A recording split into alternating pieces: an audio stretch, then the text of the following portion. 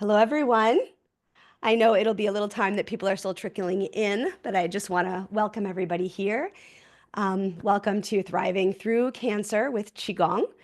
And feel free at this time is a great time if you feel like connecting with the rest of the group here, maybe drop a little message in the chat, let us know where you're from, and any other information you might like to share with the group, just so we begin to start bringing our giant circle together. I believe the chat's enabled. If we're finding that it's not, you guys let me know. Here we Here we go. go. Here we go. We've got Australia. We've got Florida, Quebec. Look at this. Yes, I will enable captions. And feel free to, anything else you might need, drop that in the chat there.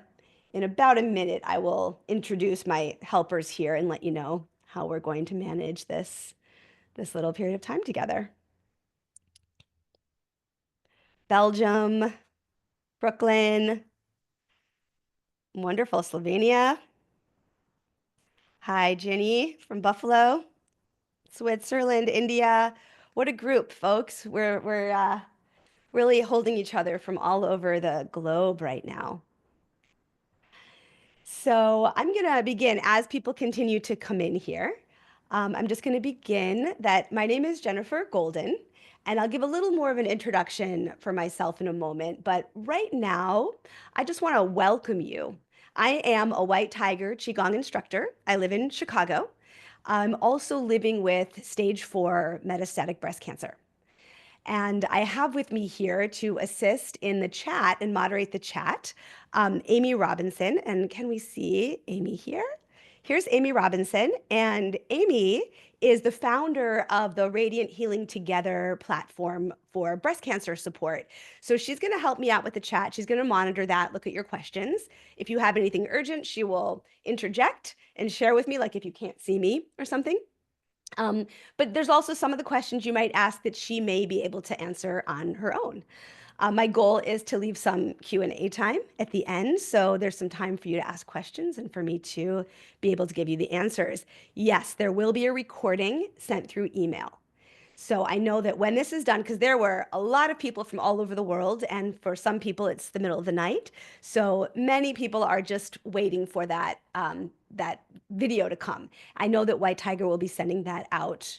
I think tomorrow. They're planning to get that out pretty quickly. Did we see any other questions here that we need to address before we begin? The main question I saw was just about the recording. The other ones are Debbie had asked, so no video of participants at that time, at this Yeah, time. there are no videos of participants. This is set up as a webinar. So unfortunately, I can't see any of you, but you are welcome to reach out to me separately through White Tiger, or you can Google me and find me as well if you have direct questions after this. I'm here for continued support, but you will not be on the video. If you have a question, Amy will ask that to me, and no one will see you. So privacy is ensured. We do have a question about whether it is good to do this practice before bedtime. If there are certain times of day that might be better for this practice than others. Well, I'm going to address some of that as we move into the topics about integrating Qigong into your life. The short answer is this particular practice that we're doing today is going to be kind of energizing to neutral. It's not going to be bringing in a ton of energy, but it's not designed for bedtime. The way a Qigong practice in general will go is you'll choose exercises based on what you're looking for. And we'll get into that. So if it's a time of day or you're in a state of being where you want to bring up energy, then you'll do certain exercises. If you want to bring down energy, then you'll do others. Or it's even in the quality of how you do the exercise. All right. Do we have any more pressing questions before we start? You're welcome. Yeah, we had a question about how many people are watching, and Joanna was asking about Radiant Healing Together. So if it's okay, I'll just put a Oh link in. yeah. Amy, why don't you just mention what Radiant Healing Together is for any of our breast cancer people Yeah. on here? Oh, thank you. Yeah. So Radiant Healing Together is a breast cancer learning and healing community that I founded a few years ago. I'm very pleased that Jennifer has been an ongoing Qigong teacher within that group as well. And we have some wonderful recordings that she's done for us in the past. So we have different doctor and other medical interviews on an ongoing basis. We have nurses doing navigation series. And right now we have a Hero's Journey of Breast Cancer series, a 5 Wishes series. So we're doing a lot of different work to support women on the breast cancer journey every step of the way. And we have both a free and a paid section of the community, but we have loads of free resources and meditations available to everyone on this journey. Great. And you could follow up with me later if you want connection towards that group. But right now, I'm just extremely grateful for Amy to be here and helping me with this. So there are many participants, and I want to make sure that I can find some connection with all of you. Some of your questions are going to get answered as I can see during the process, like lymphatic system. And I'm really excited to share everything that the research is showing about that. So for now, I'm going to start getting into a little bit of my presentation for you. So this class today is a free introductory class that I want to offer you that can stand alone. There's going to be a great practice in here, lots of information. If you choose that this is all you want to do with Qigong, you will have sufficient content to work with and support yourself. But additionally, for those who want more, I'm going to be continuing on with a 3-part series with White Tiger. So each of the things we'll do today will be expanded upon in the 3-part series. The first one will be about energy and vitality. The second one will be about emotional balance and regulation. And you will learn today how important that is. And then the third part is about immune system and organ detoxification. We will touch on all those things today, but if you want to dive with me a little further, that will be in the follow-up stuff as well. And as I mentioned earlier, if you weren't on yet, I will be available if you want to reach out to me through White Tiger to continue to support you after today's class. So everybody who's here today, if you're joining me, then you are likely somewhere on a cancer journey as well, whether you are currently in treatment or if you are healing from a past occurrence. So there were thousands of people who signed up for this class today, thousands of people, which is so wonderful. I'm so grateful that all of you want to come together and do this. And I do want to honor and acknowledge that that means that is how prevalent cancer is in our modern society, that so many of us are dealing with this, that we are seeking this kind of support. So I just want to honor all of you, all of your cancer journey, whether you're here for yourself or for a loved one, whether your cancer was 20 years ago and you're working to prevent a recurrence, or whether you are currently in active treatment right now and managing those side effects. I am incredibly grateful that I get to be here and support you in whatever way it is that you need. And now I'm going to get something going right here. Here we go. Sorry about that. I have a screen that is not moving right now. Give me one moment here. And I should be good to go. Okay. Lots of tech here. I'm grateful also that my son is on. I have an 18-year-old that you need those guys to help you with the tech stuff. So over this next hour and a half, I will introduce key concepts of Qigong. I will share cutting-edge research in the mind-body sciences, and I will guide you through some simple practices to support your physical and emotional healing. And I'm specifically going to share things with you that are easy to integrate in your life. There are lots of wonderful Qigong masters whose history has brought them to the monasteries to dedicate their life to it and study. I am, I'm a single mother of 4. I have I teach Pilates and Qigong for my job, but I have a regular life. I have to get up and get everyone out in the morning. And so my path has not been through the monasteries to get here, which I honor those teachers that have dedicated their lives in that way. And I feel that what I can bring to you is some understanding that you don't have to dedicate yourself in that way to have the incredible benefits. You just have to dedicate to yourself. And we'll get into that. We'll find the right way that it works for you and your body and to dedicate yourself. I'm going to tell you a little bit now about my story and how I came to be here. So I was first diagnosed with breast cancer in 2017.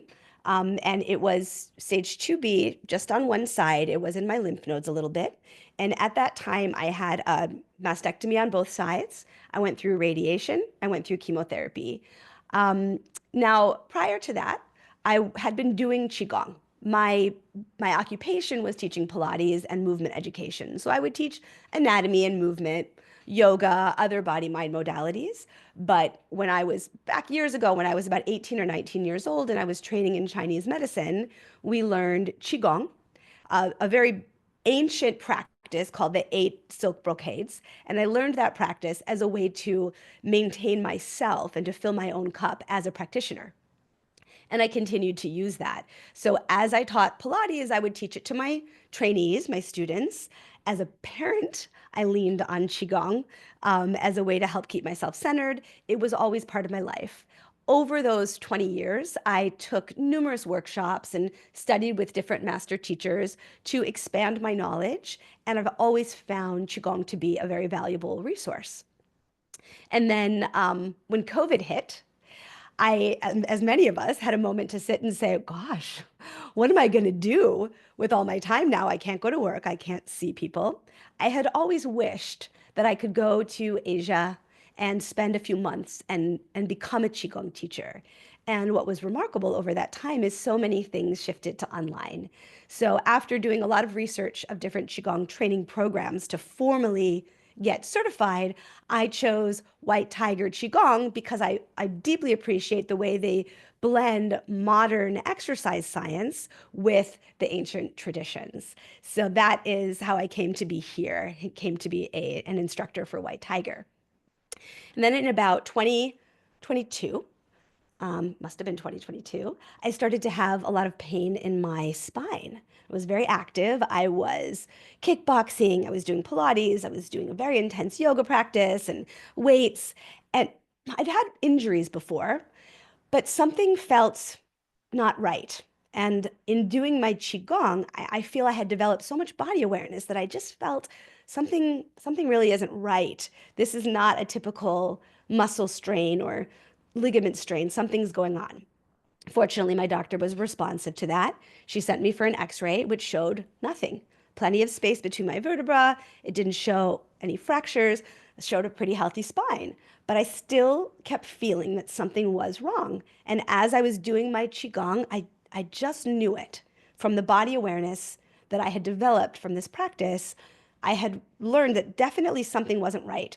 And so my doctor followed up with a bone scan and an MRI and a PET scan to discover that I did have cancer that had metastasized throughout my skeleton. And I had tumor lesions from my neck up here all the way down to the middle of my back, more in my low back, in my sacrum, in my thigh bone, my hip socket, my ribs. There was cancer all over my body. I was in tremendous pain, tremendous pain.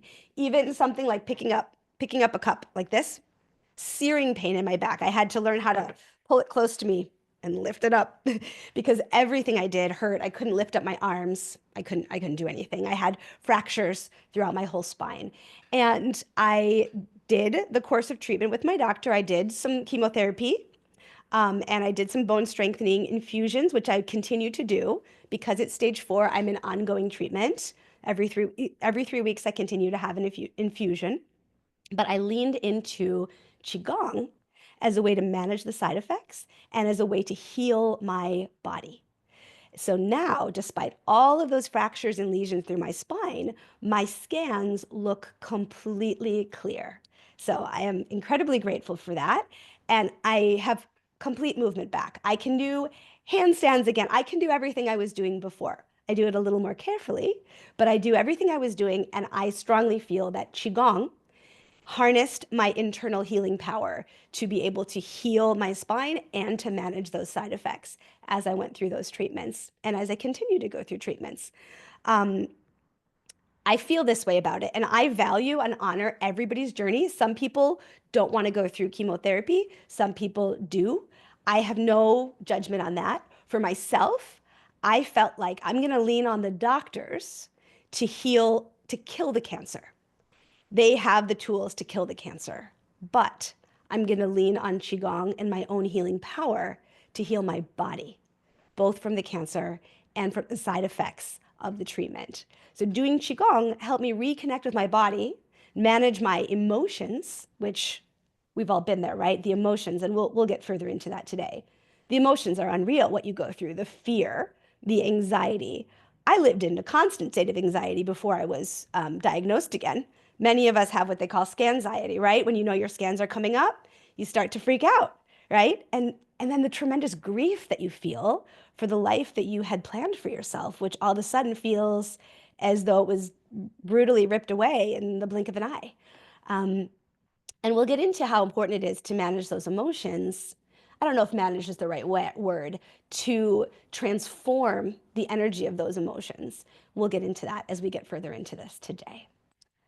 So it would be wonderful if we were physically able to be together. But I am so grateful that we have this internet medium so we can come into communion. Studies have shown that engaging in healing communities with collective intention actually amplifies, statistically significant. It amplifies the transformation even in long distances. So our healing power is greater together. So I'd love for us to take a moment just to breathe together and come into communion. So just take a moment to feel your feet on the floor and close your eyes if you're comfortable doing that. We're going to take 3 cleansing breaths together.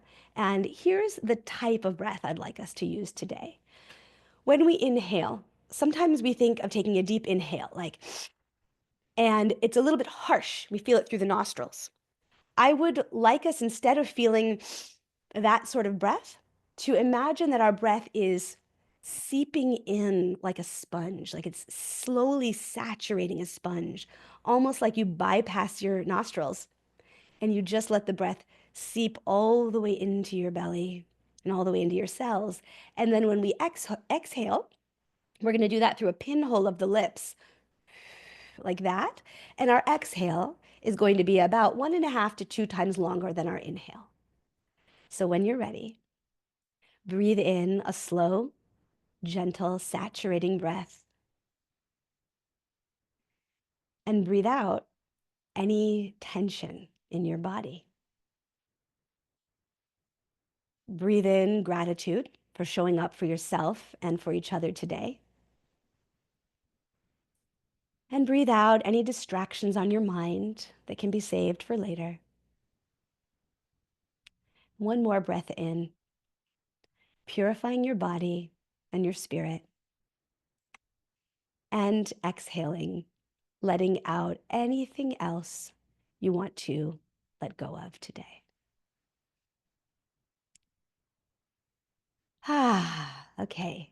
Now that we've come in together, I'm going to share some slides with you. For the first half of the time, I'm going to go through some slides and give you some content information. For the second half of the class, we will be moving. And so I will adjust. We'll take a 5-minute break and I'll adjust to stand up. In those, you can also use a chair. I tried to adapt this to make sure that everything we're doing can be done in a chair or standing. I've had times where I've had to do it lying down in bed because I've been so miserable from chemo or recovering from a surgery. So let me jump into my screen share. I do see a question, how long is this class? It's scheduled for 90 minutes. I am notoriously, I talk too much. So I added another 15 minutes onto the webinar. If you have to leave at that 90-minute point, I'm not offended. But I may keep talking a little bit longer or leave some more Q&A time. Okay. So here I am sharing. And can I get some confirmation, Amy, that you guys can see my screen? Great. Okay. So here's the agenda for today. First, I want to describe with you what is Qigong and discuss the research and benefits for cancer support. We're going to also talk about 5-element theory. So this is one of the aspects of Chinese medicine, and that will help us look at the wisdom of Chinese medicine and how it helps to connect to the mind and body. And then we'll talk about how to get started with the Qigong practice, and we'll do a Qigong practice. So let me move on to the next slide here. Okay. Um, Now tell me, is the picture of me blocking the words, or can you guys see the screen okay? You guys can see it? Perfect. Okay. So what is Qigong? Qigong is energy cultivation. It's the practice of aligning breath, movement, and intention. We're going to break down that word Qigong. So the word Qi means breath or vapor. That's the direct translation of it. So chi is life force energy. It could also be considered bioelectromagnetic force. So we know from physics there is electromagnetic force everywhere, all around. When that energy, that chi is in the body, we call it bioelectromagnetic. So chi is free energy. It's everywhere all the time. And I liken it to Wi-Fi or to the internet, really to the internet. So we know right now the internet is everywhere, right? All the information that humans have ever known is somewhere in space right now, right? I can find out a celebrity's birthday. I could find out how deep is the Grand Canyon. Whatever it is that I want to know, it's right there at any time. All I need is to pair my device in some way.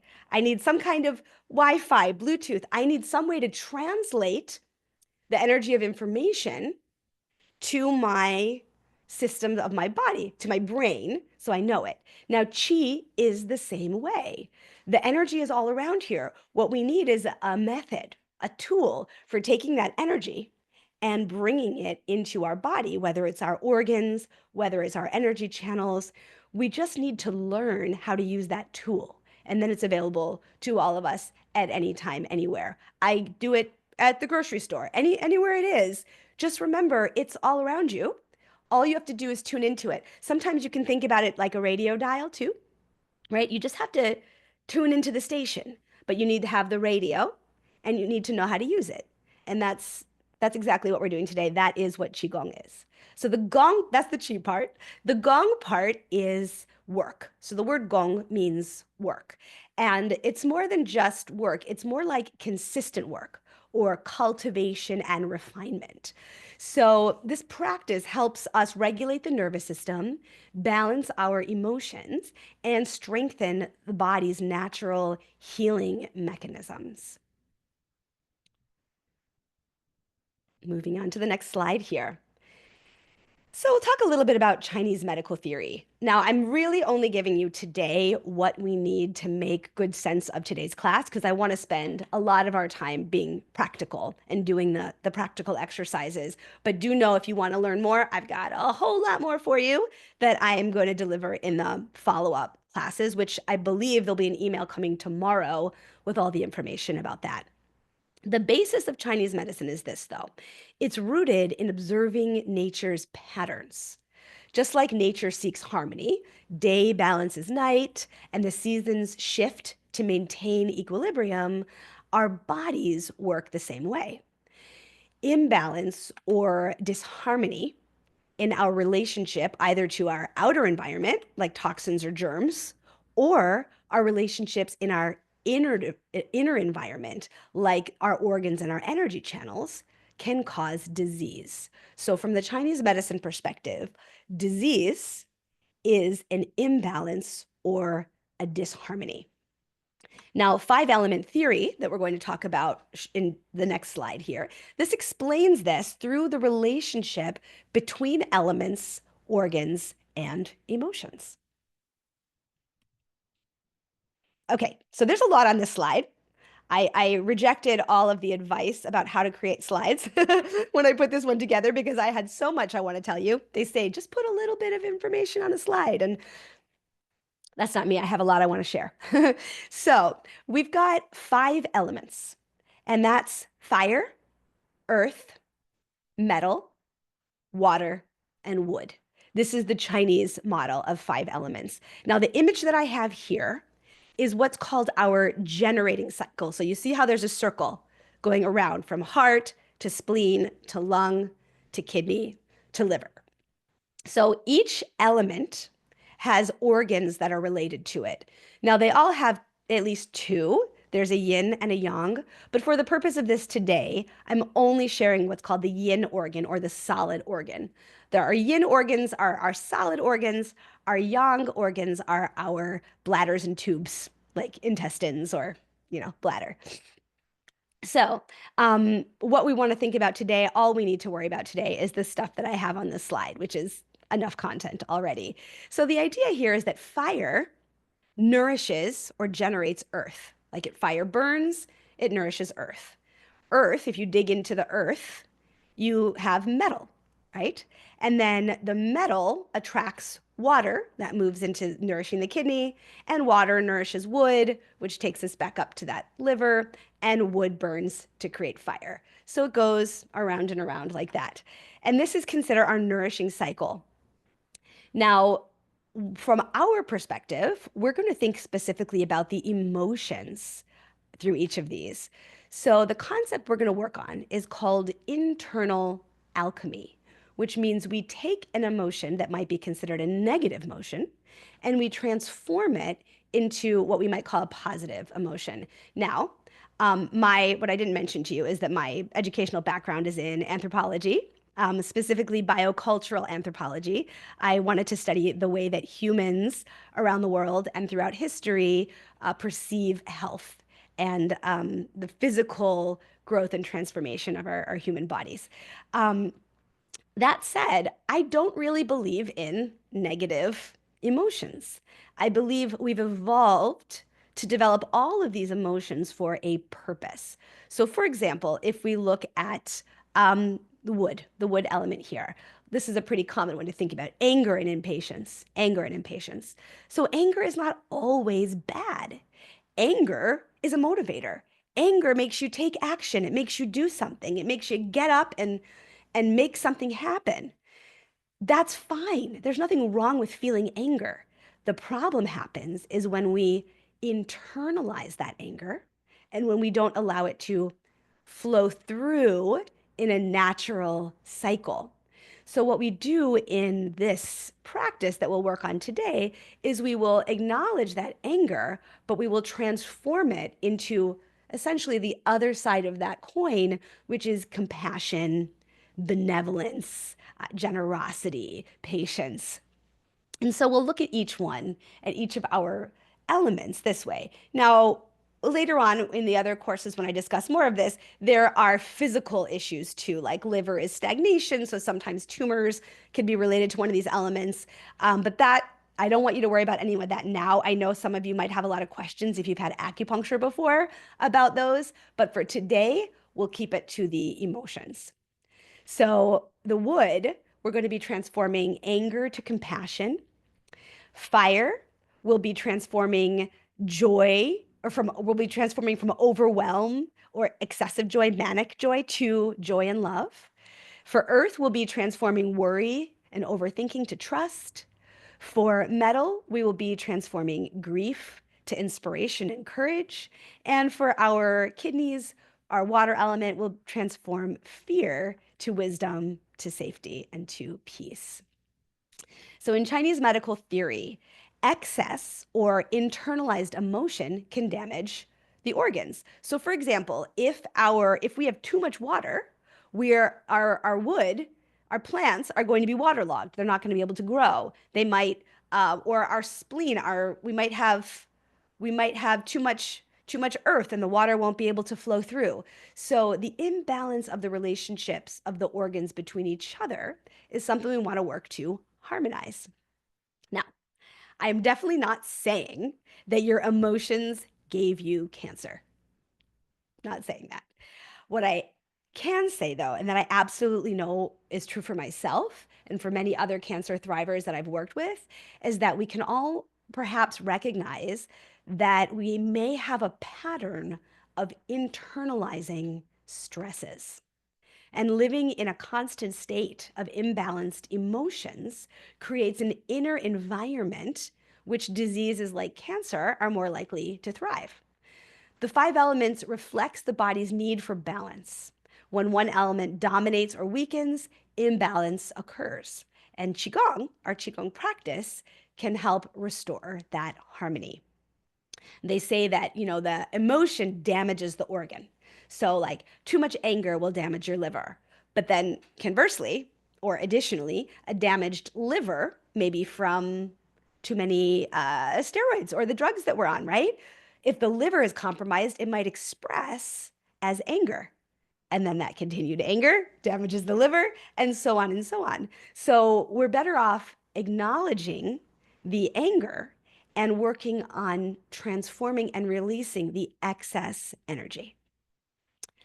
I know that was a lot of information here, but I'm going to move on now to our next slide. Let's discuss the way that qi exists in our body. Qi moves through the body like water flows through a landscape. We've got three primary places for our purposes that the qi exists in our body.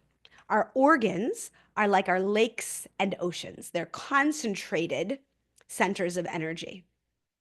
Our meridians, if you've ever had acupuncture, that's those acupuncture points are on the meridians. Those are like the rivers and channels. Those flow the energy relating from the outside world into our organs. We'll be working today specifically with the organ meridians, so those will connect. So, for example, our lung meridian starts at the thumb.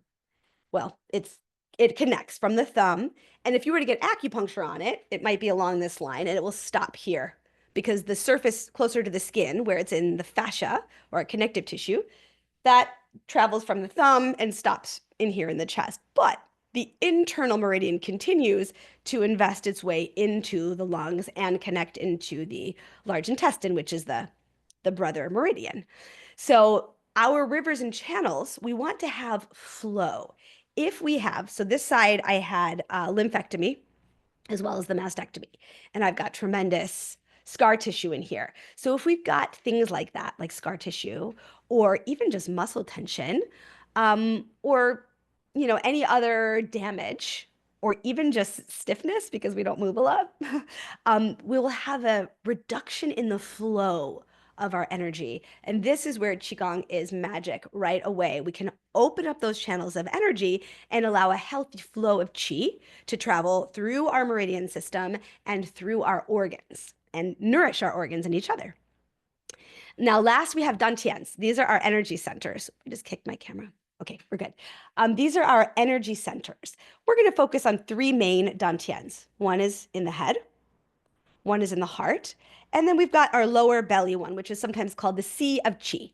And this one, I want you to realize a lot of times if you just see the word dantian, they're talking about this lower dantian down here, if you just see dantian. But otherwise, I want you to keep in mind that I just talked about three: belly, heart, and brain, because this is going to come up again a little bit later when we talk about our nervous system. So let's see here. Let's talk now a little bit about how we're going to approach our Qigong exercises. So, Qigong in practice involves the cultivation and the movement of this energy that we've talked about here in three fundamental adjustments. Every exercise will have an adjustment to form. This is our posture, our alignment of the body, our engagement. That's our body adjustments. Two is our breath.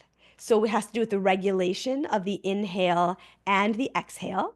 And then three is the regulation of spirit and the intention and guidance of qi. There's an old Taoist phrase: where the mind goes, the qi flows. When these adjustments are practiced together, the body and mind move into a state of balance and ease, promoting both physical and emotional healing. And here's where I had to truncate my slides because I had probably had hours worth of content I want to share, and I can't resist. I'm going to share something with you, which is about intention. And one of the interesting studies that I read compared authentic Qigong using these three adjustments to what they called sham Qigong, which is just doing the movements, right? So one group just did the movements, maybe even inhale and exhale, but mostly just the movements. The other group did the full authentic Qigong, integrating the three adjustments into the practice. And there was a substantial, significant difference in the outcomes, in the benefits of both groups, of, of the group. There was a difference in both groups. There was much more beneficial to do the authentic version.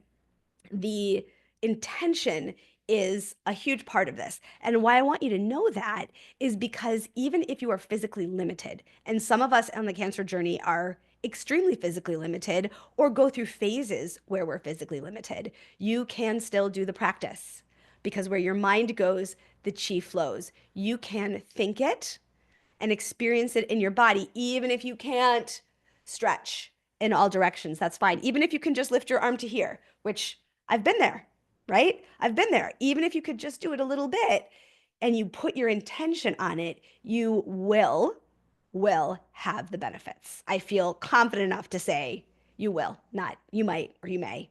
You will. Now we're going to move now into, we're going to do a little bit of an experiencing practice. We're going to experience what is chi.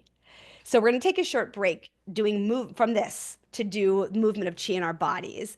We'll do simple exercises to help you sense energy, which was going to feel kind of like a magnetic sensation or a pulsing of energy. Now, I'm going to leave this slide up for a moment just so you can take a look at these 2 points that I'm going to talk about. These are energy gates. So we've got in the hand right here, and that's our pericardium, a pericardium point, so a point called Laogong. And this is an important energy gate in the hand.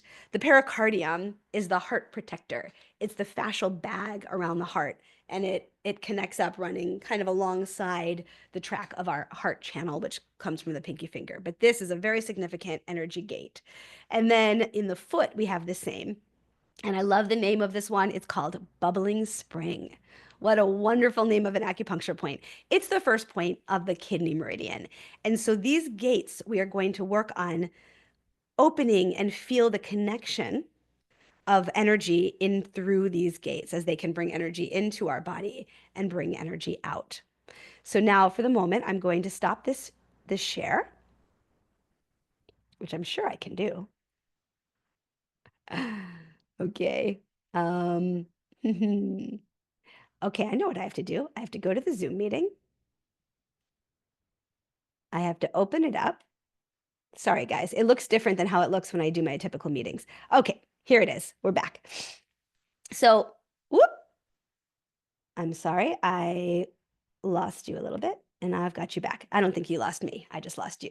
So I'm just going to move back a tiny bit so I can feel my feet on the ground. You don't really have to because we're just going to be seated for this. And then Jennifer, I checked with Micah about spotlighting you or pinning you so that they just see you while you're doing that. If that's an easy thing, that might be helpful just to Oh, get sure. I can do that.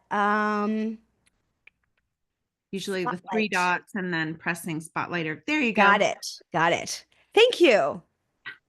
Okay. So, what we're going to do now is 3 separate exercises. Sorry, one moment here, folks. I am very close to being ready for this. Okay, what I actually want to start with is a little bit of shaking. So I'm going to have you guys stand up. If standing up is not a possibility for your body right now, you can do it seated, but I really like to stand. I'm going to stay close to my microphone before my son comes up and tell me that I lost the microphone. So for shaking, all we're going to do is simply start shaking. You can be seated, you can be standing, and we're just starting to let the chi wake up in the body. I am famous for saying in the afternoon when you have that energy lull, you can either have that cup of coffee or you can shake. And 9 times out of 10, the shaking does the trick.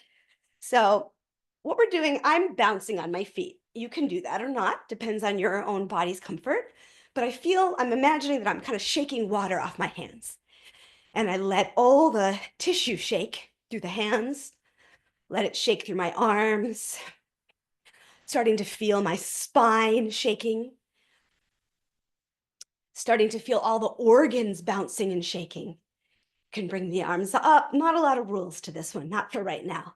You can shake to one side. You can shake to the other side. And then bring your hands forward, turn your palms towards you, give a good shake to your wrists. This is great if you type a lot or drive a lot. Turn your fingers towards each other, shake like this, and then turn your palms away and shake like that. And now just let your hands come down by your sides and stop and feel the awakened energy in your body now. I'm going to return to sitting. You are welcome to sit, or if you want to keep standing, you can. We're just going to settle in the breath now and feel this electrical nature in your hands. Now we're going to take the hands up. So I'd like you to hold them over your abdomen. I'll be sitting, so you can't really see mine as much, but we're going to do what's called balloon breath. So as you inhale, I'll show you what my hands are doing. As you inhale, we're going to expand the hands away from each other. And as you exhale now through your nose gently, you're going to bring your hands closer together. Now, if you've gotten that sense of energy awakening, when you bring the hands close, perhaps you can feel that magnetic electricity. And as you open, just see how far you can pull them away, or you continue to feel the energy between your two hands. And as you exhale, we're condensing that energy into a ball. You know, physics tells us that everything around us is really just condensed energy packed together.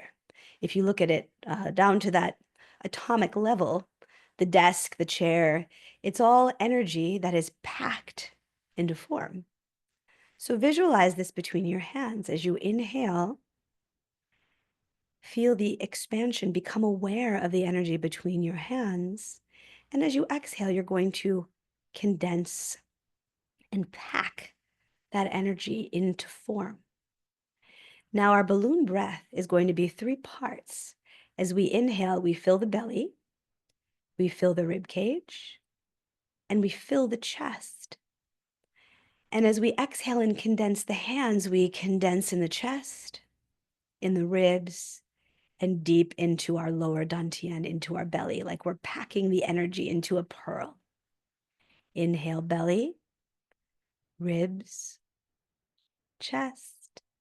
Exhale, chest, ribs, belly. Now, don't worry about my pace. Go at whatever pace feels natural for you. Depending on your body's condition, you may like a longer, slower breath, or you may only have a capacity to breathe a little bit less. It's all effective.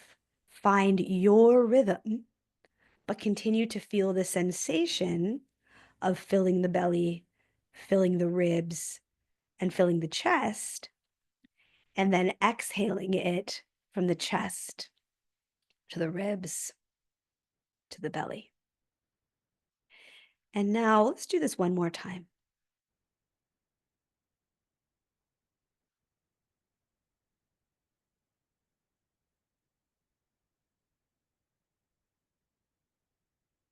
Good. You can play with it a little bit. You can put one hand on top, one hand on bottom, and just experience the chi ball. Just see what chi feels like. And now bring your hands with the palms up. So I know you can't see it with the desk, but I have the palms up and they're just resting here by my sides. I want you to begin to picture those Lao Gong points in the hand and picture the bubbling spring point in your feet. Now bring your attention to the feet. And now from that point, imagine a root growing down from your foot into the ground, deep into the earth. Now the roots of a tree serve multiple purposes. One purpose is to create physical structural stability for the tree. You know, they say as tall as a tree is and as wide as the branches are, it's equal on the other side. It's as deep into the earth and as spread out to create balance. So feel the roots of your feet rooting downwards, creating a strong, sturdy structure. And now the second purpose is to draw in nutrients. So from your deep roots now, draw nutrients in through your bubbling spring point. Someone's asking me to move my seat back. All I'm doing is holding my hands. I'm going to change positions, but I have this microphone for this part. I don't want to have you lose my audio. All I'm doing is holding my hands and feet are down, just a seated position, but maybe this is a little bit better, that I'm just here. Mm-hmm. So we're drawing the energy in through the soles of the feet, into your bones of your leg, up through your thigh bone, through your sacrum, up to your kidneys, which are in your low back. And feel the energy drawing from the earth up to your kidneys while you feel the stability from the soles of your feet down into the earth. And now bring your awareness to your hands and feel your hands are like the leaves of a tree collecting the sunlight, drawing the energy in through the soul to the palms of the hands as it travels in through your arms and all the way into your heart, mixing in with the energy from the earth. Now, as we breathe in, draw your breath down into your lower dantian, filling that lower balloon. And as you exhale, radiate that energy out through your palms and your soles. Continue breathing gently like this.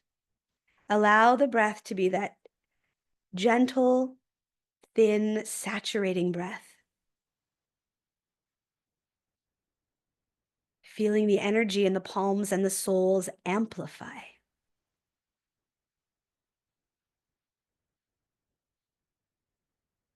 And now we're going to open your arms out to the sides.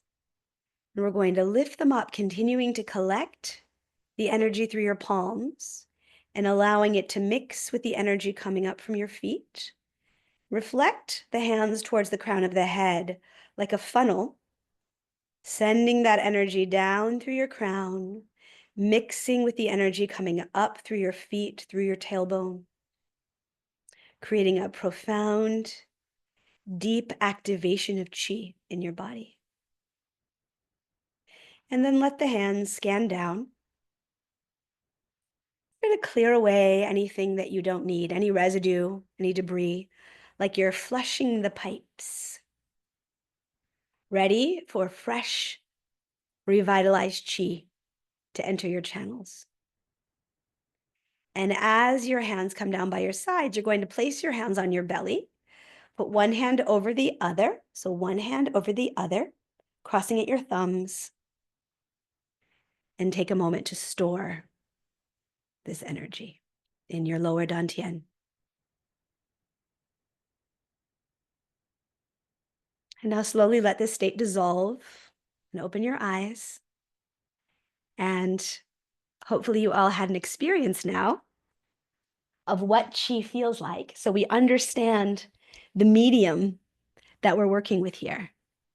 And I'm going to share a little bit more about how this impacts our overall health.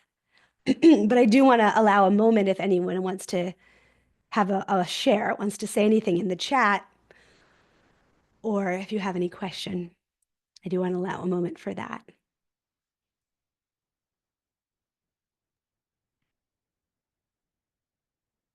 Well, I'm seeing some emoji love, so that's nice. Okay, I'm going to continue on. Oh, I'm so glad people are feeling the qi. That's what I really want for you guys, because once we feel that qi, the possibilities are endless. Here's a question. This is an important question because you'll hear this. Does it matter which hand goes on top? Now, I will say there are some classical traditional ideas that for women it's right hand and left hand on top. For men, it's left hand and right hand on top. But I do want to acknowledge, a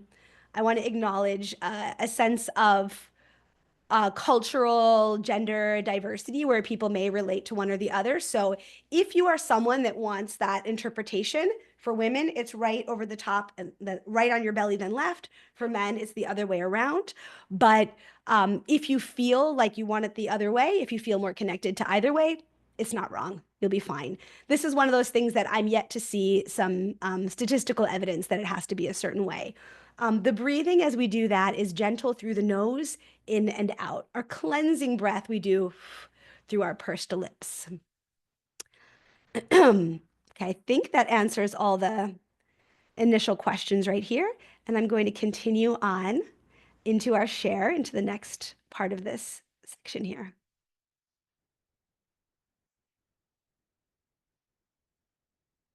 Okay. So now we're going to talk about one of my current favorite topics, which is psychoneuroimmunology. And that is a big word. What does that word mean? So psychoneuroimmunology, let me break that word down a little bit. We've got the psycho, which is the psychology part, which is our mind per se, arguable, but let's call it the mind. We've got the neuro, which is our nervous system. And we've got the immunology, which is our immune system. So psychoneuroimmunology is the study of how your thoughts affect your chemistry. So I want to tell you about this renowned cell biologist named Bruce Lipton, who's someone I'm kind of obsessed with reading right now, and he's extensively studied the mind-body connection. So his research demonstrates how our beliefs and our perceptions influence our gene expression and our cell behavior. So he started like this. He was a traditional cell biologist. That's what he was. He wasn't a new agey person who found this path into science. He's a science person who felt like there were some missing links here. So he did a study where he had he took a cell, one cell, and he let it divide until it got to 30,000 cells. Okay. And then he divided those into three separate petri dishes, 10,000, 10,000, 10,000. Same cell, same DNA, right? You'd think that they're programmed because of their DNA to become the same thing. Say it was a skin cell, it's going to become a skin cell. But what he found is that one became muscle, one became skin, one became bone. Now, the reason for this is what is the substrate, meaning what was in the petri dish. So the cell's relationship to their environment is what determined what the cell becomes. So how many of us have a genetic cancer? I do. I have a CHEK2 gene mutation. So, but oddly, no one in my family on either side of my family, through anyone we know, has had cancer. But according to this gene mutation, it's been passed down among generations. So why did it express in me? That had to do with the chemistry in my body. So Bruce Lipton goes on to say, our bodies are skin-covered petri dishes. And the chemicals, which are hormones, that we bathe our cells in determines how those cells behave. Okay, so that means if you are living in a stressed state and you're constantly delivering cortisol to your body, yes, I'm seeing thumbs up. People are resonating with this. And your body is constantly producing cortisol, you are bathing your cells in cortisol. Now, on the other hand, and cortisol is our stress hormone, and our stress hormones inhibit our immune function. I'll get into that in a moment. But if you are grateful and feeling love, your body is going to release a lot of oxytocin, that love, the love and the bonding chemical, that they say that perhaps a mother and a newborn child have this oxytocin. There's a lot of times you can get oxytocin, but if you experience oxytocin, then you're bathing your cells in oxytocin, which is a different pathway and a different cell response. So that is how someone like me can have cancer that's a genetic cancer with no one else in my family having genetic cancer. But it's also how someone like me, who has a genetic mutation for cancer, could possibly not have that gene express to cause cancer. It's far more complicated than that. And the statistics say something like very low, like 5% of our diseases are actually caused by genetic purposes. There are some, but it's actually quite low. It's more what's this concept that I'm talking about is called epigenetics. And that is how our body, how our cells, how our DNA responds to our signals from our external or our internal environment. So this is a lot of business right now. So I want to tell you a little bit about the nervous system and how Qigong is a nervous system support. So again, this is more talking than I intended to do. I'll go into it much more depth in the further classes, but I just want you guys to know this stuff. So our immune system, our autonomic, sorry, let me rewind. Since it's not in my notes, I have to go off the cuff. Our autonomic nervous system, which could also be considered our automatic nervous system. This is the stuff that we don't really like intentionally do, like our heartbeat or our blood pressure. It responds to signals, but it's not like our motor nerves that tell us to like lift up your arm or speak, that kind of thing. So we've got two branches, primary branches in this autonomic nervous system. We've got what's called the sympathetic nervous system and the parasympathetic nervous system. Excuse me. So our sympathetic nervous system, this is like our fight or flight response. So when our sympathetic is activated, our heart rate goes up, our stress hormones increase, which sets on a whole cascade of sending our blood to our muscles, and it creates inflammation. It actually creates, it actually enhances what's called our inflammatory cytokines. Don't worry about that right now. But let's say it creates inflammation purposefully because we need to act, we need to do something, we need to get safe. But that's designed to happen and then stop. When it stops, we go into our parasympathetic nervous system. Now, the parasympathetic nervous system, that is our rest, digest, regenerate. That's our promoting a relaxation, and that improves our immune system and our healing. So here's the deal. You're always in one state or the other, and you can only be in one at any given time. So either you're running the sympathetic program or you're running the parasympathetic program. Both are important, but the time that your body heals and regenerates and rests, that requires getting into the parasympathetic state. And the studies have shown that Qigong is phenomenal at getting us into that parasympathetic state. Perhaps you even felt that in that little sample movement that we just did a few moments ago. So the overarching idea here is that stress increases inflammation, weakens immunity, and hinders healing. And Qigong helps managing this by encouraging our parasympathetic response, calming the mind, lowering our stress hormones, and supporting what we'd call immune resilience. All right, I got a lot to say, guys. I'm over talking, but here we go on to the next slide. So let's talk a little bit about the research because this is pretty fascinating. So there's two different types of research. Again, I'm saying more than I intended to, but I want you to know this. The two types of research that they do are one is having a Qigong practitioner, a Qigong master, transmit Qi to either a usually rodent model or directly to cells. Now, the studies they've done both at Harvard between 2006 and 2010, they did a bunch of those studies, and at MD Anderson, they're doing studies like this too. And those have shown actually reduction in the cancer tumors themselves and inhibition of spread, so preventing spread. Now, what's so cool about this is that the Qi seems to have intelligence, right? If any of us have been through chemo, it goes in and it's slash and burn, right? It kills the cancer cells, but it kills all the other cells.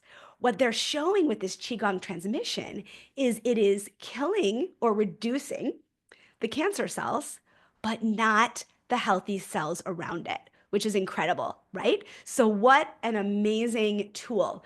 Now, I believe you don't have to be a Qigong master to do it. For these studies, they're having to use someone who's very, very skilled. But I have watched this happen over and over again.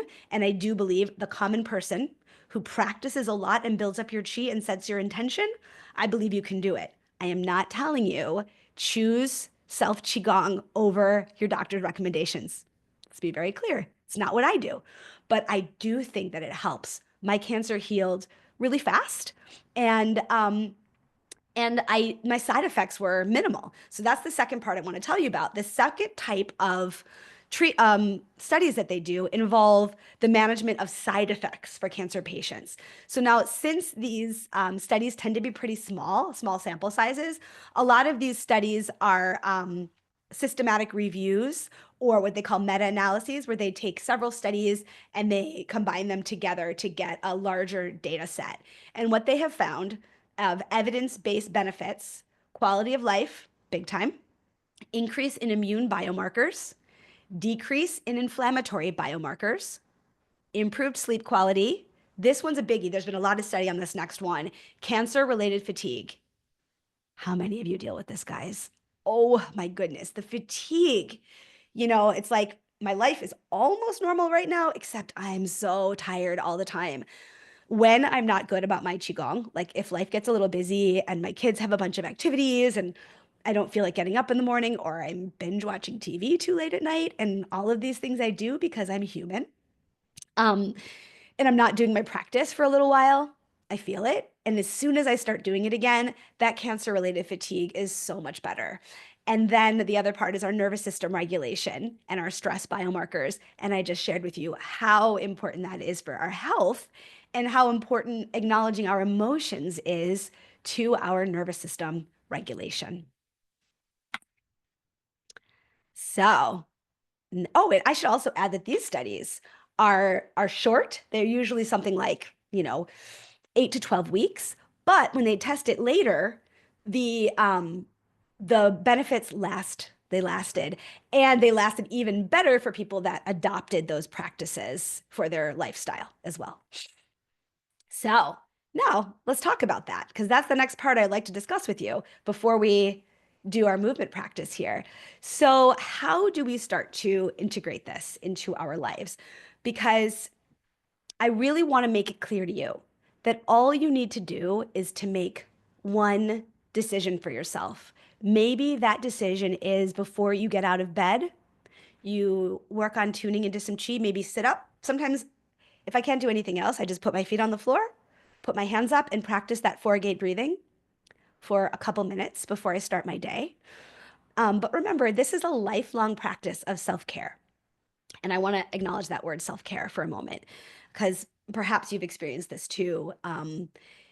These well-meaning social workers or nurses or somebody, right, tells you or asks you what you're doing for your self-care.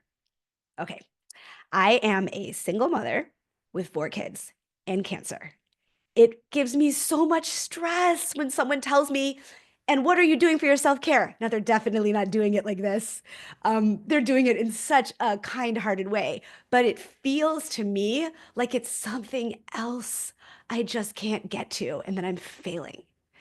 And boy, those hormones then are getting into my body. My cells are hearing that. It's not good for my health to feel that way. So I just want to invite you, take all the stress off of it. Choose whatever you can. I would love if you love these exercises and you decide, yeah, I want to do this most days. Just honor that, because you're honoring that, your gratitude for yourself doing that has its own hormonal chemical benefits, as well as the actual practice itself. So grant yourself whatever space you need, however you can adopt it. What I recommend, if you can, every day, do a little bit of breathing, move all your joints, which we're about to do, get all the joints moving in every direction. You could do it in 5 minutes, and maybe choose one intentional Qigong moment if you can do that. If there's a day you can't, forgive yourself, honor yourself, flush yourself, bathe yourself in gratitude, and go to the next day and try again. That's it. I really want you guys to benefit from this. And if it feels like just another thing on your list, it won't benefit you. So now we're going to take 5 minutes. I'm going to reset. You can run to the bathroom if you need to. Oh, join our upcoming series. That's another way you can continue, right? You might want to join us and learn some more, because I've got so much that I want to share with you. So I'm going to take 5 minutes right now. I'm going to reset so I can stand. You can stand or sit, hit the bathroom, and I will See you in 5. I'm just going to turn off my camera.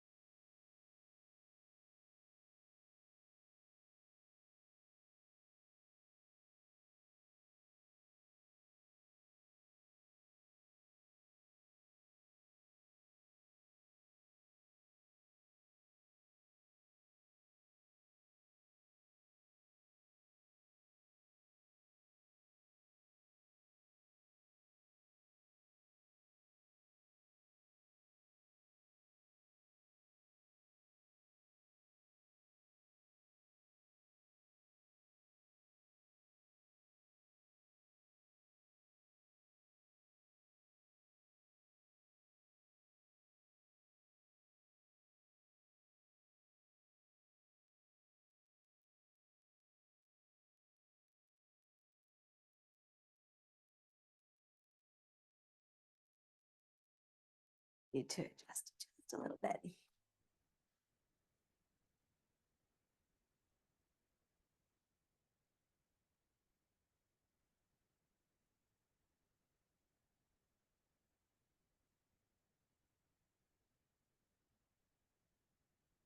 Can you guys hear me okay now?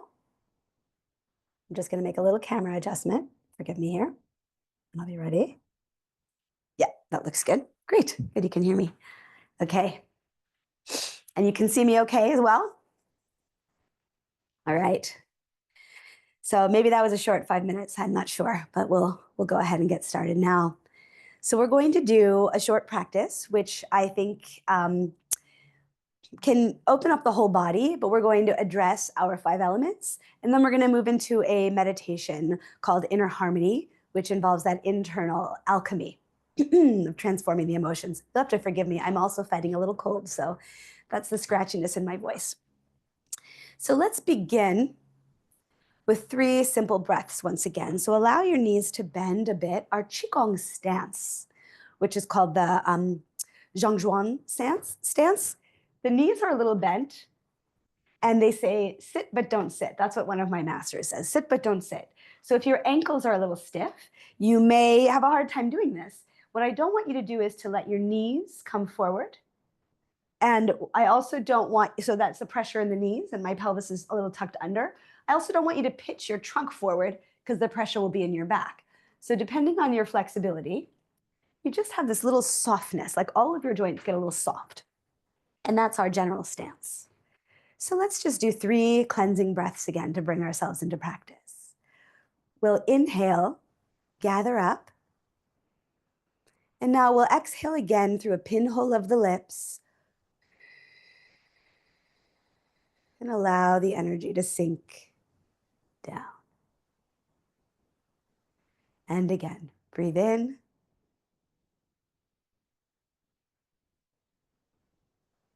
And breathe out.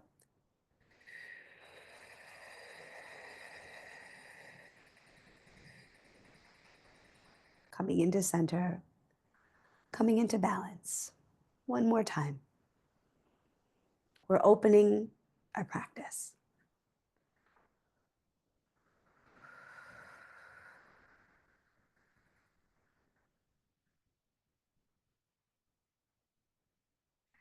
As the hands come down by your sides, create a gentle cupping of your hands to hold the chi and a little openness in your armpit as though you have a mandarin or something under your armpit. Just a little bit of a lift, a little breath under the armpit.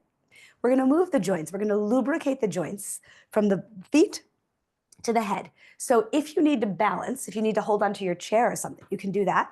But we're going to start, both knees are a little bent, and we're going to bring one foot forward and just start with a gentle circling.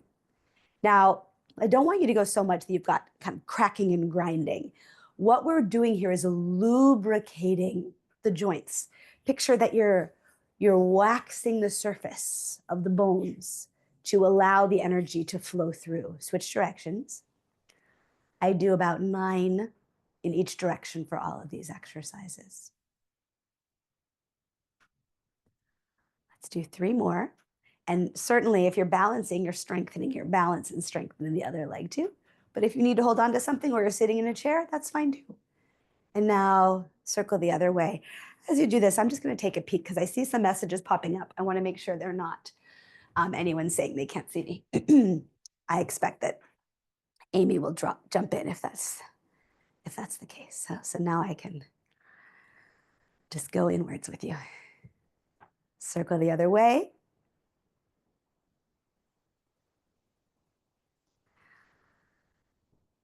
Opening up the channels that connect the feet up into the leg. And bring that foot down. Remind yourself of those bubble spring points in the soles of your feet and tune into that connection. Now bring your legs together. We're going to circle the knees now. So take your hands, bending your knees, put your thumbs on the inside, your fingers on the outside. Just bend and straighten a few times. So again, if your ankles are tight, it might be restricted. I'm just going to glide those ankle joints a couple times. And then we're going to start to circle. Very gentle. Be really gentle with your knees. Remember, the range is not what's important. It's the glide. It's the lubrication. We're hydrating our fascia, which is the connective tissue, and our energy meridians run through this fascia.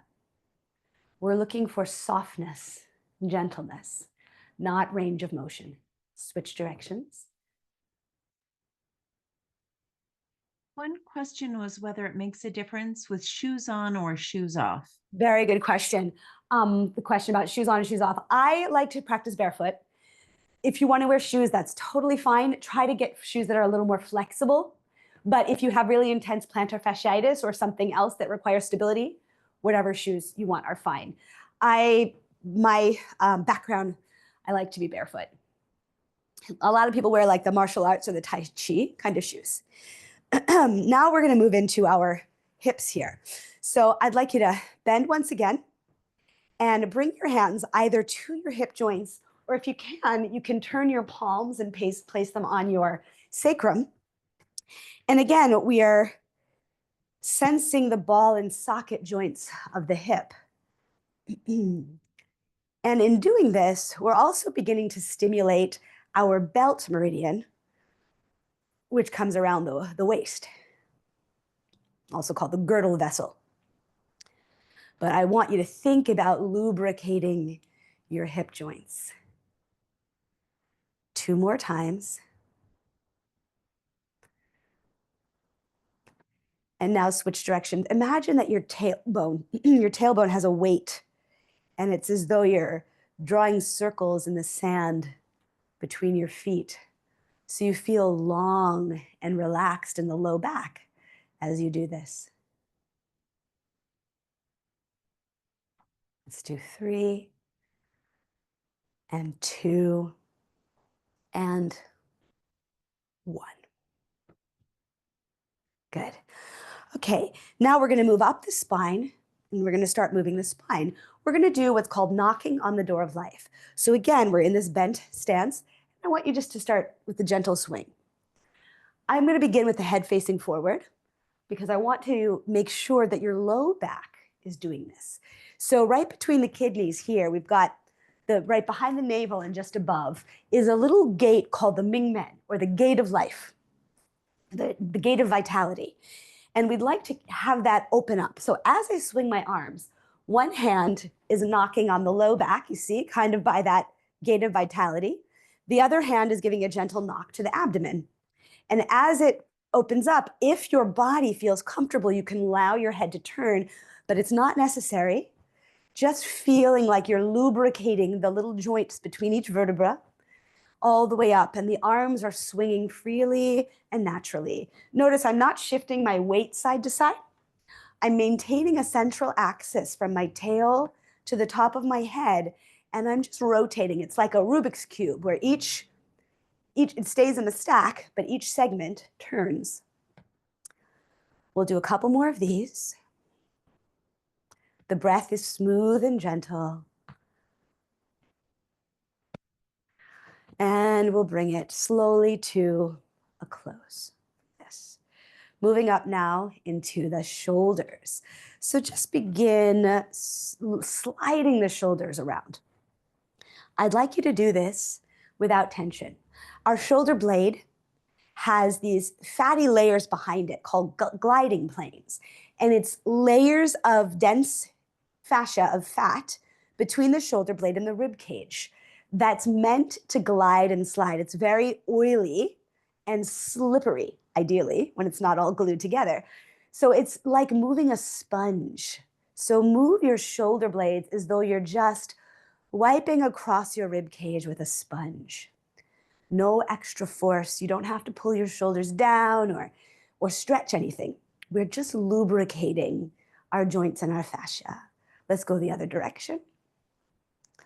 Moving it around, and maybe you start to feel a little bit of a wave-like motion come into your spine as you do it. If you feel that, don't resist it. Allow your body to flow with the movement. Let's do it about 2 more times. Now we'll work on the shoulder joint. So touch your shoulders with your fingers. If it's too tight, you can go a little further, that's fine. And we're gonna start circling the elbows around. So now we're gliding in the ball and socket joint. Again, think of waxing, lubricating the surfaces of all the bony structures here. And as this happens, your collarbones rise and fall. They rise, they fall as though they are riding on waves. Let's go the other direction. So we find a naturalness to our shoulder movement, whatever the range is. And I had very limited range at one point. But if you honor that range, it will improve. If you force through it, it might resist. Let's do a few more. Now we'll move into the elbows. So bring the backs of your hands together, and the hands come down towards you, and then they circle around. So I'm imagining that my wrist, one point of my wrist is connected at any given time. I remember learning this once and saying something about the hands like a blooming lotus flower as you travel through. But I'd like you to feel this gentle spinning of the elbow joint. Let's do 2 more. and 1. And then we'll switch directions. Diving through. Now, if the coordination of this is tricky right now, just laugh it off and just keep moving. Cancer is heavy-hearted enough. We don't need to have a heavy heart. Um, let there be lightness, let there be joy in your movement, let there be gratitude that you can move, whatever that is, that we're here, that we're alive, right? Nothing makes us feel more grateful for being alive than having to face what the opposite might look like. Now we're gonna have turn the hands and interlace your fingers. We're gonna do the wrists. So here's one of those coordination moments. So I'm gently weaving and circling the wrists. It's like a figure 8 movement. What I'm not doing is weaving the hands side to side, you see? The hands are staying relatively in space, and I'm just gliding those wrist joints. Now here we get a little brain exercise, reverse it. If you can. And if you can't, laugh, have fun with it, and do what you can. It'll get there. A couple more times. Good. Okay, now bring that down. Now we move into the neck. So if the neck is tight, you may start with very small circles. So I would imagine to start that there's like a little paintbrush on my chin, and I'm just painting little circles. If your posture is a little bit like this, and you try to do a big circle, you're going to damage the discs. So make it small, and then perhaps it'll get bigger. If it's bigger, when your head comes down, the breastbone drops a little. When the head goes up and back, the breastbone lifts. But do these nice and slow. Nothing should hurt. Nothing should feel vulnerable or scary. Let's do one more circle this direction. And now we'll go the other direction. Again, it can be small. I'll do it very small so you can see what I mean. I'm still feeling the circulation of my neck. And I'm opening up the channels that connect from the head into the arms, into the trunk. 3, 2, and 1. Okay, now we're going to open the lymphatic system. We're going to awaken the 8 nests. This is good for the immune system. So if you have lymphatic surgery, lymphatic damage where you have lymphedema, I want you to be very gentle. Otherwise, you can be a little more powerful about it. So left arm up first. No, I forgot. Start in the sternum. Tap on your sternum. The reason I like to start here, even though the traditional Taoist practice starts right into the 8 nests, I always start where we have that thoracic duct. So we're open to flow the lymph back towards the heart. And then just tap up and down by your neck. Just a few times. We're just stimulating a little bit of lymphatic flow. Just do a light brush from the neck down towards the heart before we start the rest. Now the left arm comes up and we're going to hit the armpit. You can get down into your ribs a little bit here. You could do it, 5 to 10 times. You can do it up to maybe 36 times if you want. I'm just going to do a short version now. Now the inner elbow, we have other lymphatic nest right here. Now the back of the arm, you can go with a little more activation and then do a brushing on the back of the arm, like you're brushing something off. And then feather light across the lymph nodes towards your heart. Now I have a port on this side, so I'm not contacting that. Okay, now just feel the energy flow through that left side. And now the right side. Armpit, maybe into the rib cage a little bit. This is where our lymph nodes are, lymphatic vessels. Looks like a nest or a viney web. Inner elbow. Back of the arm. Strong wipe, like you're brushing off stagnant chi. And then light flow, feather light, guiding the lymph towards the heart. Now we'll move into the hips here. And again, if you've had lymph nodes removed here, you're going to be gentle about this. So we sink into finding this little pocket of the 8 nests. And then with a gentle blade hand, we're going to just tap around in the nests, in the hip nests here. Now, I do not want to contradict any instructions from your doctors or from a lymphatic therapist, so please keep that in mind. I'm not telling you to not follow their instructions. You could always do like fingertip tapping. And now the backs of the knees. Now, knocking down the sides of the legs. Depending on your flexibility, you may be able to get all the way down. And then light brushing upwards. Gentle, light, brushing that lymph towards your heart.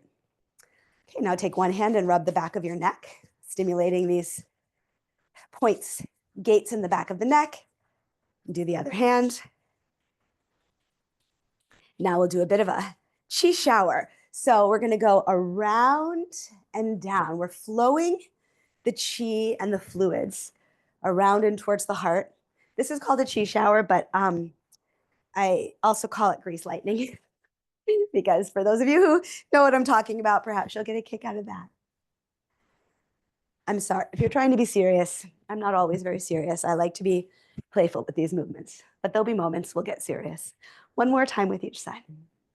There's a Okay. quick question about whether there's any limitations while pregnant for any of these. Nothing that we did right now. No, we're not doing any real pressure on the inner leg. Nothing, I mean, certainly don't like do anything that hurts, but so far nothing for pregnancy. Now we're gonna move now into some exercises that are specific for the 5 elements. So we'll do 3 exercises and they will open up the channels of the 5 elements. The first one is called opening the heart to the sky. So we're going to sink a bit and then guide the energy up from the soles of your feet, up through your spine. Now bring your pinkies together and reach your hands forward. The pinky finger is our heart meridian. The thumb is our lung. So fire and metal. We open. We spin the arms backwards. So we're dilating, we're ringing these meridians. Open the chest forward. And then we're going to exhale, bring the arms down, and we're going to wrap them around your chest. And if you're going to squeeze your heart and lungs, and if you can, you'll rise up onto your toes. That activates what's called the little heart, the calf muscles. Then we drop it, we let it go. Open and exhale.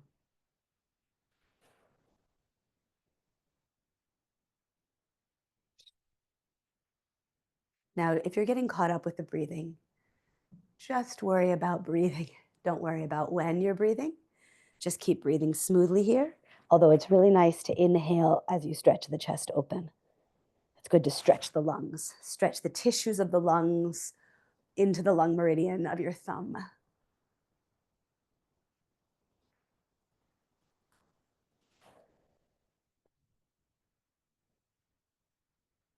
Let's do it 2 more times. So see here, my chest is coming forward, spinning the arms back. And then we wrap around.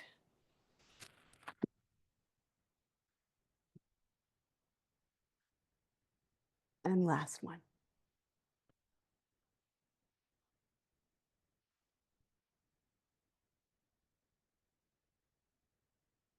Open the arms out, gather the universal chi, guide it into the heart and into the lungs, and then let the hands come down.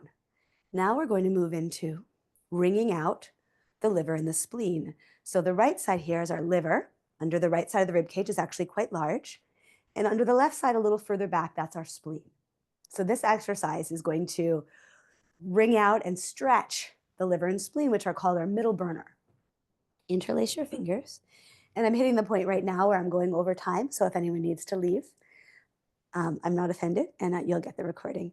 You're going to interlace your fingers and reach up. As we get up here, we're going to rise up onto your toes, and then we come down. Now, first, we're going to bend to the right. We're going to bend to the liver, and we're going to wring out that liver by pushing your right foot into the floor and squeezing the liver, and come back to the center, flushing with full, fresh chi as we float up. If the floating up isn't possible, that's fine. Think it. Now we wring out, twisting, pushing your left foot down to wring out that spleen. And then we come back open and the hands float down. The arms are relaxed. They float back down. We'll do this 2 more times. Gather the energy up from the earth. This is earth energy, wood and earth. We draw it up around the level of the face. We turn the hands, rise up and down. Exhale, wring it out. Now you could go here. When I was in bad shape, this is where I was. Actually, my elbows were more bent. So I'll demonstrate it now in a very limited way. And I'm not getting any less. I'm creating this inner twisting, this inner wringing. And it's still, I can feel the flushing of fresh energy after I wring it out, like you wring out a rag or wring out a sponge, and then it saturates with fresh chi. 1 more time, we interlace the fingers. And we come up and down. Wring out the liver. And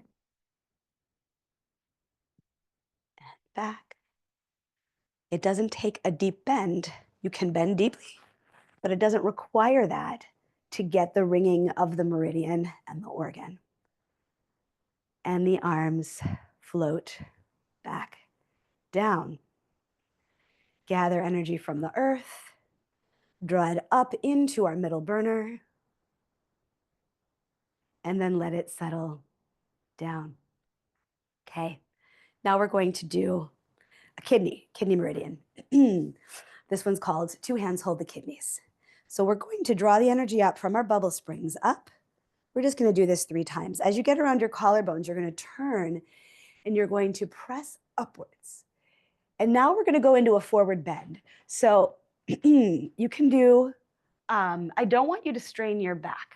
So if your hamstrings are too tight to come down straight, which many of us are, you're going to bend your knees and send your hips backwards, bringing your legs, chest towards your legs. As you get there, hold your elbows for a moment. And then we're going to come up, guiding the hands up the inner thigh, following the channel to the kidneys. Place your hands on your kidneys, activate your glutes, lift up your chest, and perhaps we just get to here, but you can cradle your kidneys, and if it's comfortable for you, you can go further into a back bend. And then we'll come back up, and the hands gently flow down like a waterfall. We do it again. I'll face the side so you can see. We draw the energy up. We turn the hands. We reach up. And then with a long spine, either bent or straight legs, long spine, long life. Hold your elbows for a moment. Allow the neck to relax. And then guide the energy up from the inner foot, inner ankle, up the middle of your legs, like the inseam of your pants, through the tailbone up. Cradle the kidneys. Put that nice warm energy onto your kidneys. Activate your glutes. And just open up the front of your body. And come up. Let the hands come down. We're going to do this 1 more time. Draw up. Turning your hands, reach up. Long spine down. Holding your forearms, relaxing your neck. And then we roll up, slide up the inner part of the leg, guiding the chi up from the earth and up into the kidneys. And like a waterfall, go back, opening the front of the body. And then come up, and the hands come down. We're going to close this by inhaling, bringing the arms up, and exhaling, guiding down the central channel of your body. And then we're going to move now and do a short meditation to alchemize our 5 elements. I'm going to do this in a chair. You can do it in a chair, you can do it standing. Return to your state of feeling the connection from the soles of your feet and in through your hands. Warm your hands up by rubbing them together. I'm in Chicago, and it's very, very cold. You need to warm them up and then place them on your heart. Now you can rub here if you want, experiencing the fire element, the heart, love, joy, compassion. Breathing in the love and the joy. Breathing out any overexcited energy, hatred. Feeling the warm fire of the heart burning like a sun shining over the inner landscape.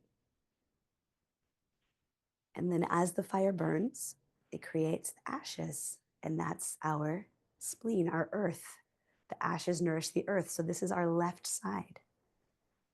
Rub, massage, feel the spleen, the earth element. We're releasing, exhaling out worry, overthinking, anxiety, and we're bringing in trust, contentment, and nurturing. Let all your cells bathe in that trust and that nurturing. And then when we dig into the soil, into the earth, we find the metal. That's our lung. So we're going to rub, massage, and you can also just hold your hands here and feel the lungs. As we exhale, we're releasing the grief and sadness, and we're inhaling courage, inspiration, dignity. Explore that sensation of courage and allow that to radiate through all your cells. The lungs are like the mountain peaks up at the top of the body. They attract the water to create the clouds around the top of the mountain. And that water flows down in mountain streams. And that's our kidney. So bring your hands to your kidneys in your low back.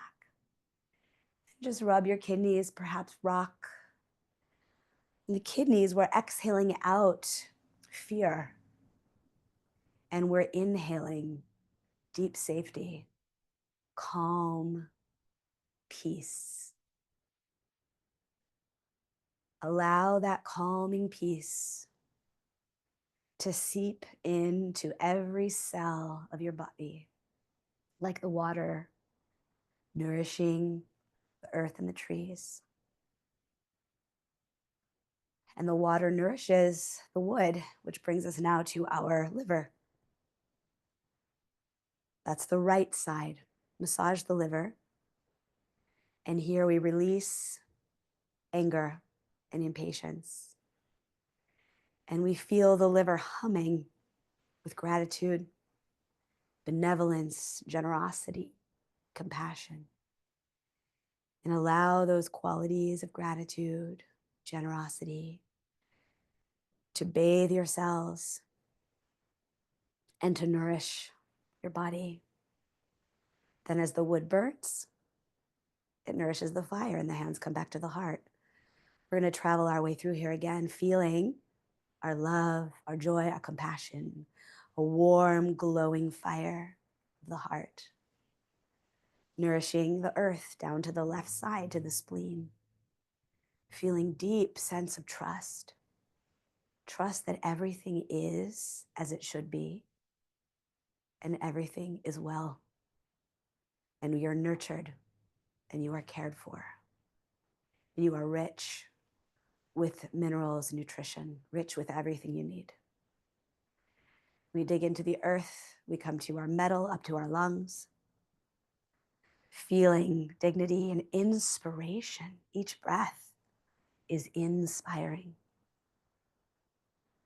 Allow that inspiration to bathe all of your cells and feel the mountains attracting the water like magnetic force. The water flows down in the mountain streams, crisp mountain streams to the kidneys. Your hands come to your kidneys and you feel a sense of deep safety, of peace, of calm. Allow your peace to enter into every cell and feel that water now nourish the wood. Your hands come to the liver, to the right side. Feeling gratitude, compassion, generosity, benevolent spirit. And the wood now, once again, nourishes the fire. Bring your hands to your heart and stay here, feeling all of your organs humming in symphony, like they're all parts of an orchestra. When they're in balance, they're playing beautifully together, vibrating, humming, radiant healing energy through your whole body. Open your hands once again, collect the sunlight, collect the earth energy. Bring your hands up, gather like a funnel that energy into the crown of the head, and then guide it down, allowing this chi to find all of the little spots that need healing, whether it's your body, your emotions, or your spirit. It knows where to go. All you have to do is allow and invite and guide the chi into your body. Everything you don't need gets sent down into the earth for recycling. And now place your hands on your lower belly once again to store this energy.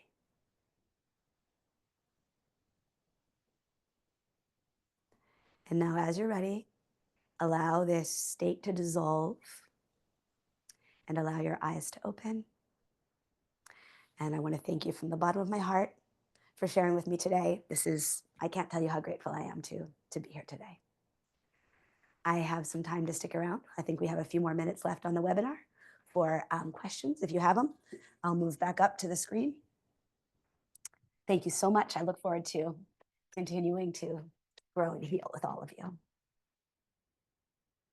Thank you, Jennifer. That was amazing. I'm sure we'll have lots of questions that come up. I know one that came up a couple of times in the chat was about the receiving the replay and whether that was going to be available on an ongoing basis or a short-term basis. I don't have an answer for that. I would like to think, I think that White Tiger plans to give you ongoing access to it, but now that you're asking, I don't know that I've confirmed that with them, but I will put in a request because I would like for you to be able to continue to visit it. You'll have to do it through the White Tiger platform. So it might require you to register on White Tiger, but it would still be the free class. I saw a number of questions about the ongoing classes that you are going to be teaching. Do you have details about dates and times about that? We're starting in March. I think it's going to be the second week in March. I wanted to give a few weeks after this because I don't know about your lives. My life takes a little arranging. And we're going to do every other week for 3 weeks. So that gives you some time to integrate each thing. Sometimes when I take a class that's every week, I feel like I get behind. So I wanted to offer that. So there'll be a week in between to practice, to integrate the work before the next class. But they won't be, you won't have to have mastered one set. There'll be different topics. Oh, they'll be on Sundays. Like the last one that I held last week, I think Sunday at noon in Chicago Central Time. I'm not sure what that is, that GMT -6, something like that. How many levels to master Qigong? You know what? Qigong is 4,000 to 6,000 years old, depending on who you ask. So I would say infinite or none. Because it all depends on your practice, your teacher, and what mastery means to you. You can't remember all of it. So this video will be available to you. You could follow along the video. The higher Dantian exercises, we'll be doing that later. And one thing I forgot to mention, well, it'll be coming later when I talk about the nervous system, is that we've learned that our heart and our brain and our gut all have, they all function as a brain. They each function as a brain. And I'll talk about this when we get to that class. So essentially, it verifies scientifically the 3 Dantians. There's a question about integrating Qigong into one's routine. If you have any recommendations about that, especially for those with chronic fatigue. If you already have a routine, I would say do it as a warm-up. If you don't have a routine, I would just try to do what you can. Like for me, I sometimes start feeling really tired, like I can't do it. But once I start, I find that I usually want to do at least 20 minutes. I just start moving and that actually starts to give me energy. But what we did today wasn't very long. Even if you just got through the breathing, the joint, open and lubricating the joints, and that 8 nests, I mean, that's a respectable practice right there. It's great if you could do the rest, but that's a respectable practice. Okay, so I think this is going to time out on us. How much time? Oh, I'm so glad, Kim. Thank you for sharing that. You've made you feel so alive. Thank you. What people tend to say is they feel both energized and relaxed. Right? That's our goal, right? The cost, I insisted that the cost is a very reasonable cost. I can't remember what it is, but I do know that all of you who are registered for this get a discount. So that much I can tell you. They'll be sending all that out. I'm afraid I don't know all the administrative side of the White Tiger stuff, but it will be coming out probably tomorrow with the dates, the times, the registration, and you'll be getting a discount. Thank you, Tracy. All right, folks, I'm going to close this out, but feel free to reach out to me. My name is Jennifer Golden. If you Google me, you'll find me. You can also reach out through White Tiger and find me that way. And I really do look forward to continuing on this healing journey with you. You know, Amy knows this because we talk about this a lot in our breast cancer work, but it's this weird kind of, I kind of feel grateful that I got cancer. It's such a weird thing to say, but it gave such a profound purpose to my life. And I started to take myself more seriously in terms of who I am and who I want to be in the world, and take so many other things not seriously. Like, it's not cancer. You know, most things aren't cancer. They're no big deal. But I also feel like for me, it brought me to this purpose, which has nothing, as much as I loved my career, I've never felt as aligned and purposeful as I do now doing this. So I wouldn't have had it if it weren't for cancer, which is a funny way to end, but it's just to say that I'm grateful to be here and be with you. Is it okay for me to mention that for those with breast cancer who want to come to your class on Tuesday on Radiant Healing Together? Yeah. Yeah. So Reach out to me if you want to work with me more. Certainly there's the classes on here, and you can reach out to me and I will let you on my mailing list so you'll know all of the things that I'm doing everywhere. Thank you all. Thank you to my son Micah for all the AV work. Thank you to Amy for sharing all of this and for all the work you do for cancer every day with Radiant Healing Together. Thank you all. And I really look forward to seeing you next time. Stay well to you too. Thank you, Piers. Bye-bye.